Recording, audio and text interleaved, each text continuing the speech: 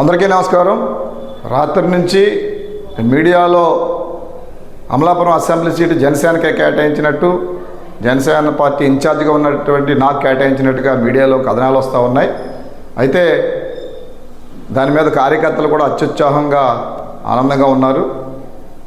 అధికారికంగా అధ్యక్షుల వారు పవన్ కళ్యాణ్ గారు ప్రకటించే వరకు కూడా కార్యకర్తలు ఎవరు అత్యుత్సాహం ప్రదర్శించొద్దని వేడుకుంటా ఉన్నాను. ఎందుకంటే జనసేన తెలుగుదేశం పొత్తులో ఇరు పక్షాల అధ్యక్షులు అధికారంగా ప్రకటించినప్పుడు మాత్రమే మనం ఆనందోత్సాహాలు సంబరాలు చేసుకోవాలి.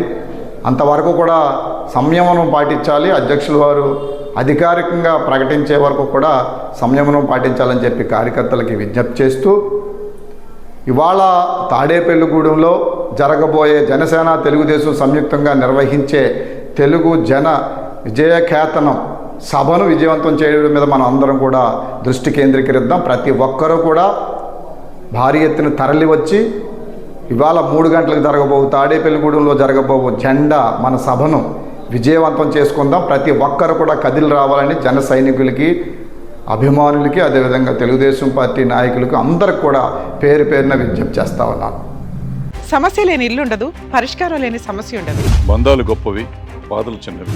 మీ సమస్యని మేము పరిష్కరిస్తాం. రండి, మాట్లాడుకుందాం.